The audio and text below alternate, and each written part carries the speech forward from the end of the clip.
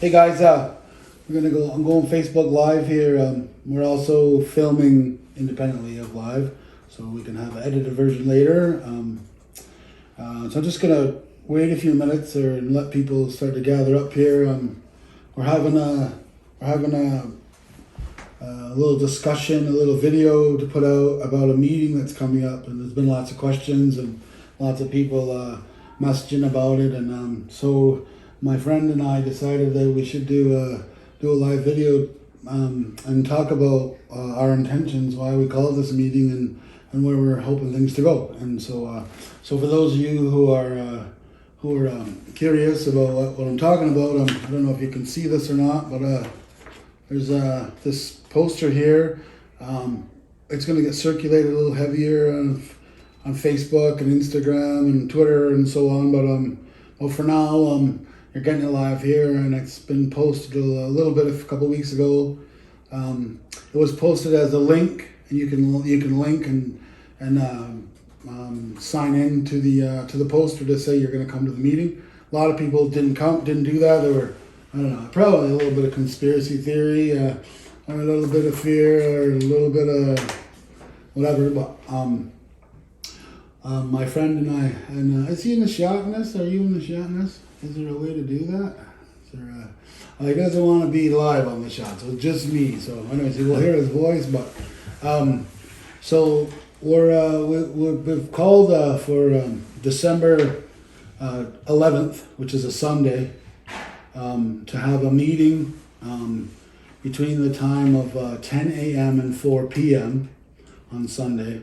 So it's a 6-hour meeting, and it's going to be held on the Six Nations on the Grand River, like Mohawks in the Grand River Territory, and the home of many allies to the Mohawks and to the Haudenosaunee Confederacy. So there's Delawares live there, and lots of other people, Nanticokes and Mohawks and Oneidas and so on. Anyways, lots of Cougars.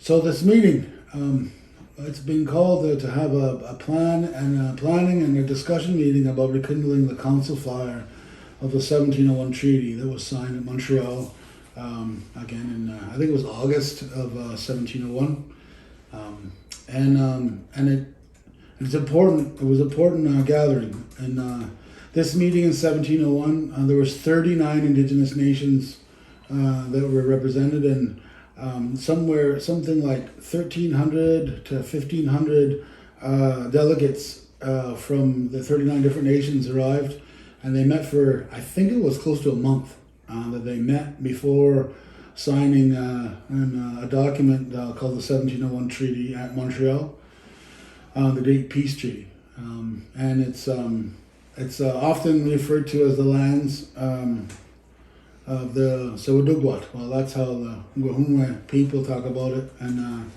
they call it like the dish with one spoon, or the one spoon and one dish. It's because Sewatohkwat, it means one spoon, but it's describing the kind of spoon that you would use as a bowl, so that's why it sounds funny, dish with one spoon. But and it was brought about the end of a whole series of wars over resources in what is known as the beaver hunting grounds. Many of the old maps, like 1750s and so on, you see a tract of land that includes all the lands, the water drainage shed into Lake Ontario and Lake Huron, and a portion of the St. Lawrence and Lake Superior, and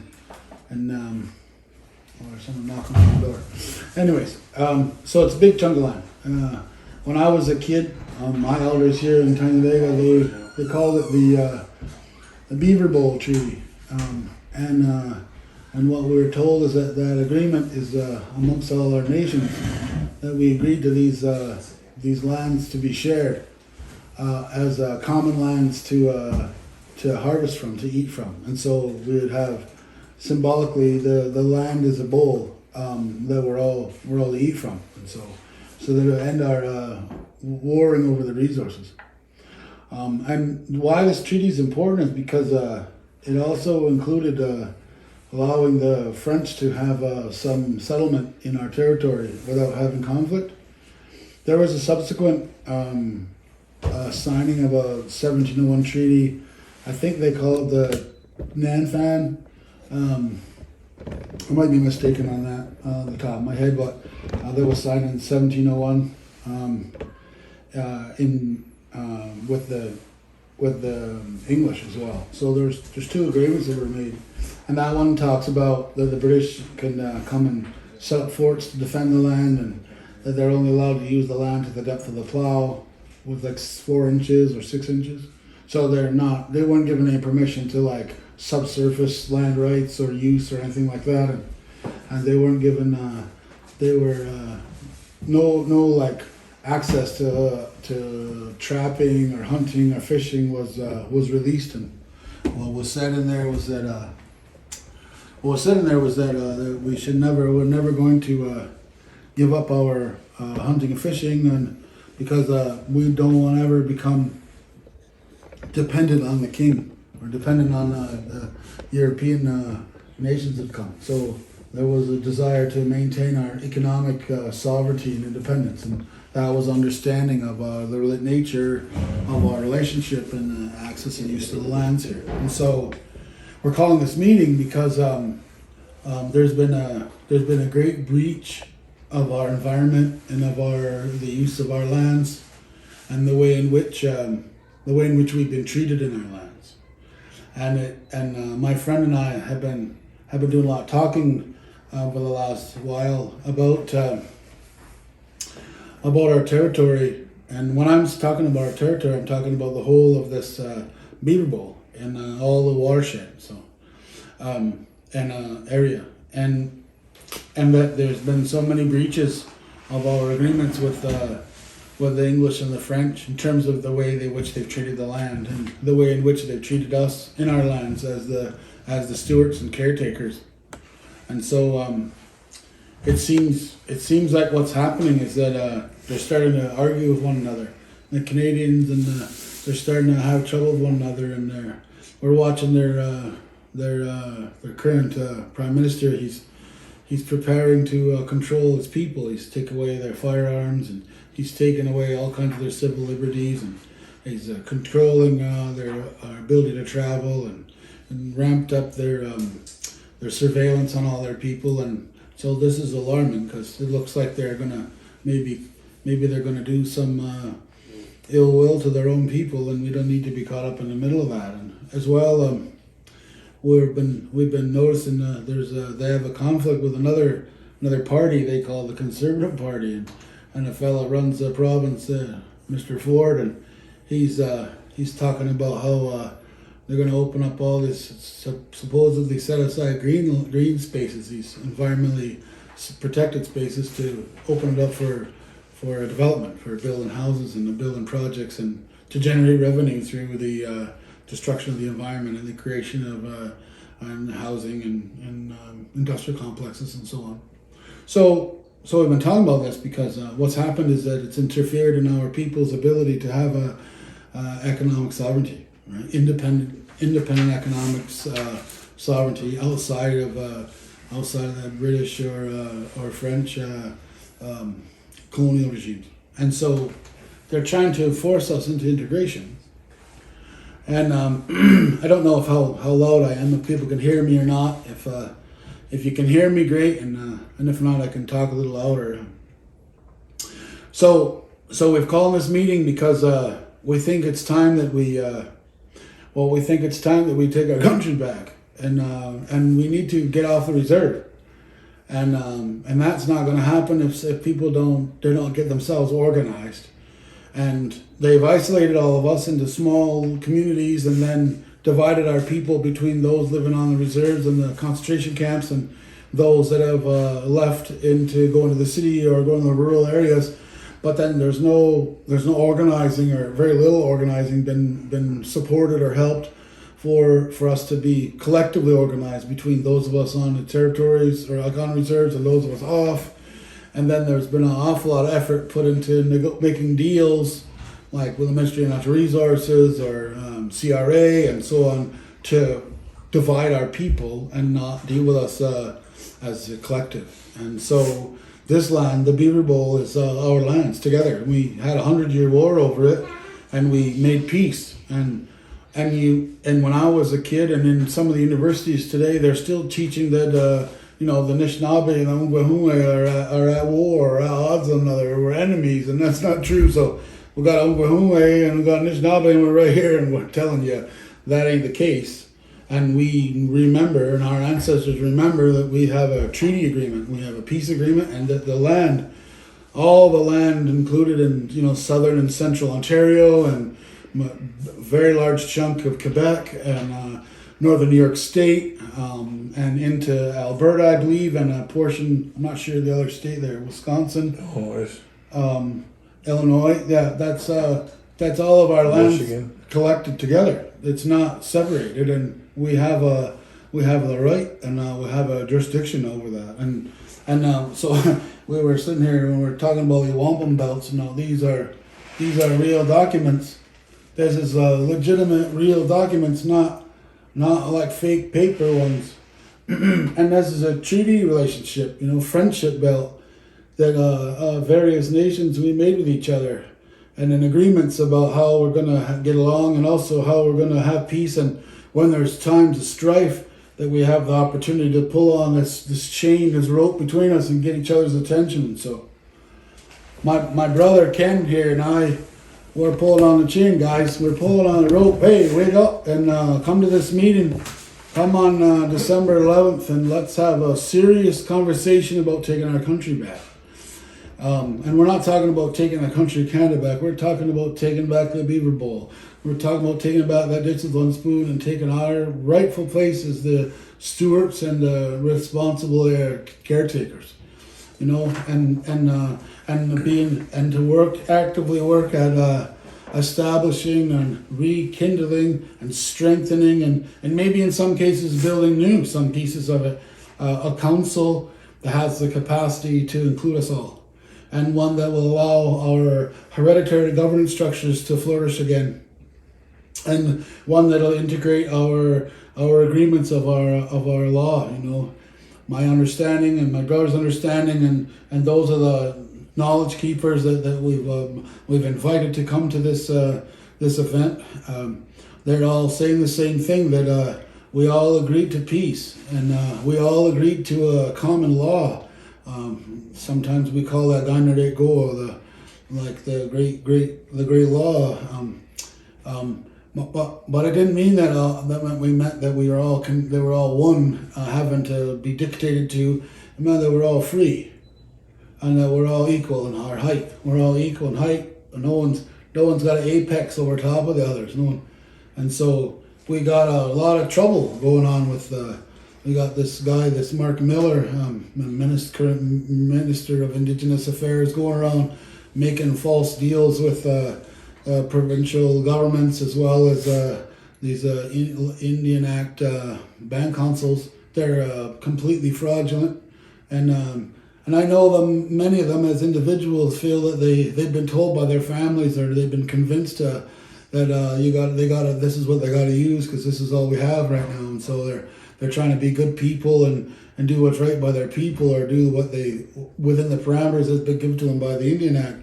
But that's not all we have, and we don't need to accept that, and we don't need to celebrate that, and we don't need to look at it as anything other than people who are choosing to abandon our laws and abandon our way, and choosing instead to pick up what's been offered to them by people who seek to kill us off and to take all of our resources and to take our lands. Right? That's what the Canadian government's doing, and has been doing all along.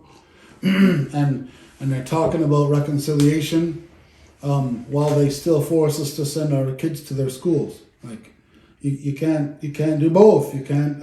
I was gonna say the expression, and I know you thought I was gonna say it, but I'm not gonna do it. The expression about sucking and doing something else and blowing, but you can't. So you gotta make a choice, and so. We're asking everyone to come, and there's been a lot of questions put out there. Who's hosting this? We're hosting this together. You and him and you, all of us that show up, we're hosting it together. we're coming together. That's what we need to do. This isn't Indian Act funded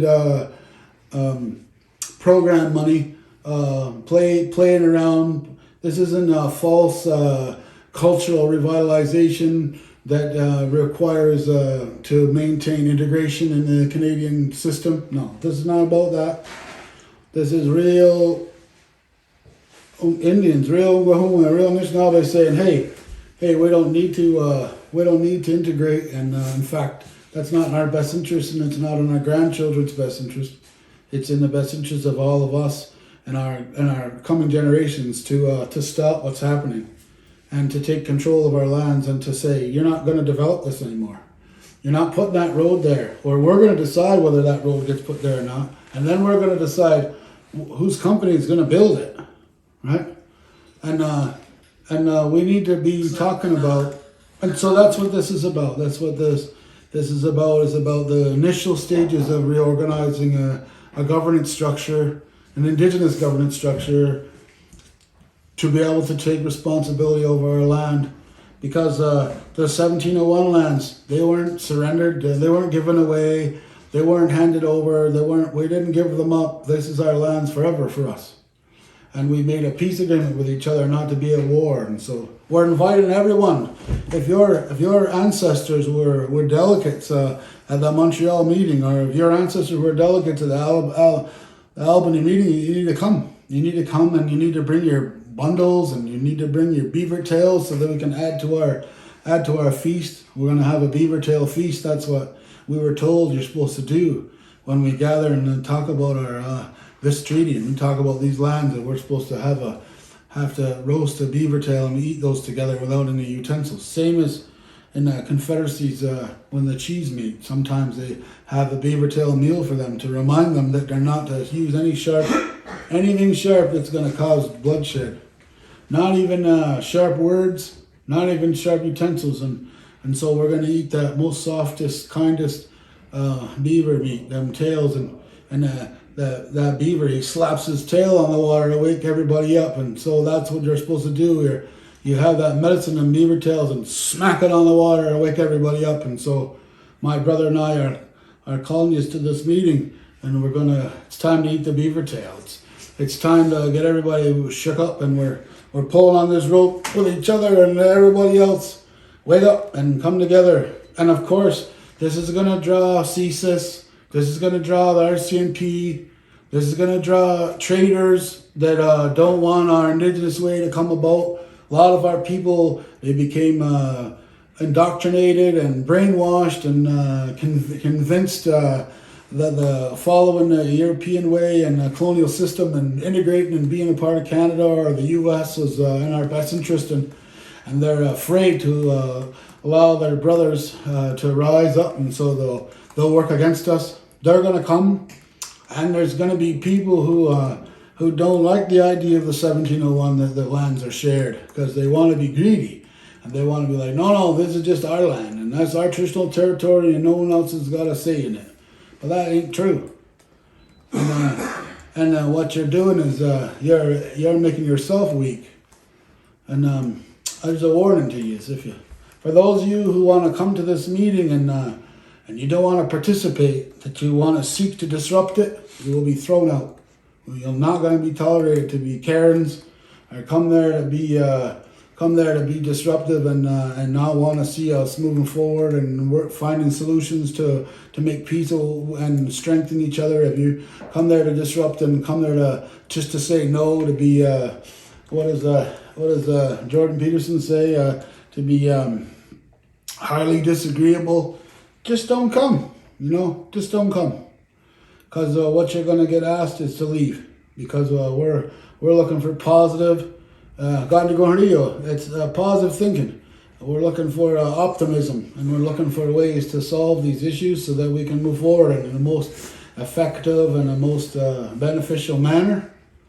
And also, I don't know, some of you have seen recently there was an article that came out, and the CSIS, the Canada Spy Agency, they determined that some of us are not terrorists, and they said we're not terrorists because we didn't fit the the criteria of violence that is related to being a terrorist. And so we don't need anybody coming to these meetings to openly talk about any of that kind of stuff. In terms of like a strategy or a plan, our interest is not to organize terrorism, and so we don't need anybody coming, especially RCMP. For those of you listening, don't send your people to come and to be disruptors and to speak about violent acts and then try to make us be a part of that, because all of your traitors that you send amongst us that do that, we will throw them out too. We won't tolerate that. And if you feel inclined to talk about those things, don't do that in public space like this, and don't do that amongst us trying to organize something to what's going to be better for our kids, because we don't need to open up ourselves for these people who effectively act as enemies against us. And I'm talking about people like the Trudeau government, or like the Ford government, or people like the operators of the RCMP, or because these are the kind of tactics and the things that they do, and they try to use those to harm us, and they'll spread lies, and they'll create propaganda. So we need to be very mindful of that, and so we're seeking for us to be so careful with our words and even our utensils, that when we're gonna eat our feast, we're just gonna use our hands, and we're gonna eat and laugh with one another, and that's what we want. And I feel like I did too much talking, but just stuck. Better you than me. So that's what we're doing, and we want you to come and bring your hereditary people and bring your knowledge keepers, and what we're hoping is that the different nations. There's 39 nations. I don't even know them all, but I know that there's a bunch, and I think there's documents here. Someone's gonna stick it in front of me. And these are all the people. There was Haudenosaunee people, of course, Onondaga, Seneca, Oneida, Cayuga. I'm not gonna name all their names, but they're actual Ungwahuma names. We have them. And there was Mohawk representatives, and there was representatives specifically from Kanenhariyo from St. Louis, and there was people from the Iroquois from I can't even pronounce that, Lamontang, I don't know. There was Amik people, Beaver people, and Crees. There was Fox Nation and Patoon, and there was a whole bunch of them. Hurons and the Illinois Confederacy and Potawatomis. There were many. Kickapoo. Some of these nations, I don't even know if they still exist. There was Miami people, they come, and Menominees, and there was Mascoutin representatives, the Kiskatapi, I don't know. Kickapoo. There was St. Jovis River, Miamis, and there was Mississaugas. There was four of them, Potawatomi fellows, and Nipissing, and Odawa, and there was Ojibways, and there was a people called I think they call them the Sioux, or is it the Sauk? I don't know. And there was people from Lake Temiskaming specifically, and Winnebago, Ho-Chunk people. There was Algonquins, there was Abenakis, and there was Wabanaki Confederacy, all the people that are part of that. And of course we know that I'm going to be real specific about some of the nations, like the people from Barrier Lake, the Algonquins and Barrier Lake. They absolutely were a part of the signing these documents and peace agreements, and what ended our fighting with each other. And we want to invite you all. Come, bring your people, bring your elders, bring some food. Well, this ain't a government program, funded by somebody trying to buy us off. So we're all pitching in our share, and we'll ask you, just like you're supposed to at any feast. All the people you bring, you're supposed to bring enough food to feed them and share it. And if everybody brings enough food to feed themselves, and then we share it, then our basket of food will have lots of variety in it, and healthy, good for us. and everybody will have enough food. So don't just bring don't just bring Tim Hortons donuts. Like, put some effort in and bring the food from your lands. That's what we're meeting about, is our resources. And if you come from a land where all the animals are gone, then I guess you bring KFC. But everybody else, bring your deer meat and moose meat and sturgeon and your geese and ducks and whatever, and let's have a feast together. And we'll have some big barbecues. We can throw stuff on and cook it if we gotta, and everything else. I guess we'll eat it the way it came, and we're gonna meet for a while. And 6 hours isn't very long, so they're not gonna let me talk at all. They said, just kidding. But it means that we don't have a lot of time to waste, and when we get together, we'll go through some of the protocols in the meeting for the day, and I think that we're going to ask that everybody leave their listening devices in their car, or there'll probably be a box. Then all those things can be left inside, and we'll take it out of the meeting so that we can have a meeting without the distraction of Instagram and Twitter and TikTok and all that shit, and also that'll help to reduce the level of espionage and spying going on in our meeting, because this for sure will draw some attention like that. I mean, anyone who doesn't think that is foolish, and that's why we come together. That's what we're asking everybody.